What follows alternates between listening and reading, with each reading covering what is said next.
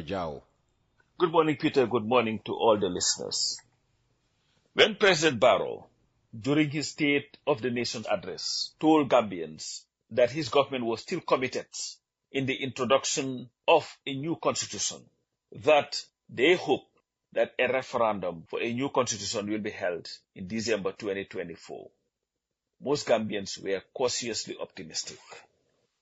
And our optimism was born out of our desire to have a much needed new constitution, one that would ensure term limits, 50+1, and guarantee the rights of all Gambians, including diasporans, to fully participate in the day-to-day affairs of our government.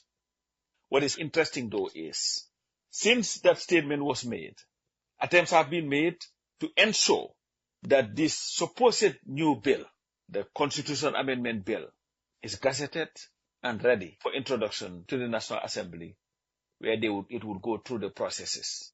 But nothing suggests that this document has been gazetted as is required by our Constitution. Now, as I speak, there is no way that we can have a referendum on a new Constitution in December 2024. Because the gazetting itself will take at least 100 days, 3 months, 10 days. From there, it will have to go to Parliament, depending on how many bills they have, and will be subjected to a first reading, possible second reading, possible third reading, and then they would vote on it. And if it were to pass in the National Assembly, they would have to write to the IEC to prepare for a referendum. And before such a referendum will be held, there will be a period, a sensitization period, where the citizens would have to know what they are voting for. So in essence, there is no way that we can have a referendum for a new constitution before April or May of 2025. Begging the question, how committed is President Adama Barrow and his government to ensuring that we have a new constitution? I only hope that the promise made by Barrow will not be like the same promise that he made after he came from the donor conference that was held in Belgium and told Gambian journalists that he would be donating 10% of his salary to the National Development Plan, a promise that no Gambian can claim has ever been fulfilled. Mr. President, the Gambians want and deserve a new constitution, a constitution that is progressive, a constitution that will stand the test of time, and you, as the leader of the Gambia, must do whatever it takes to ensure that we have such a constitution, because I believe that will only enhance your legacy.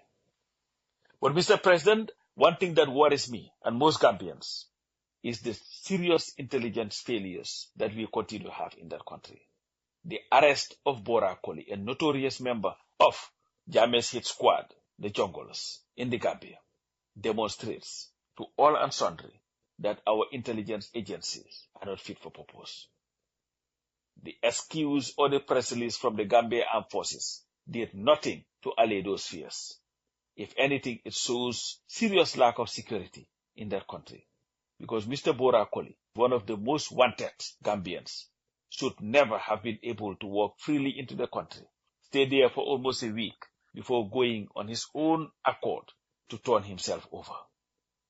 We've heard stories of Mr. Sanamanjang coming in and out of the country as he wishes, begging the question, how seriously does your government take the security of that country?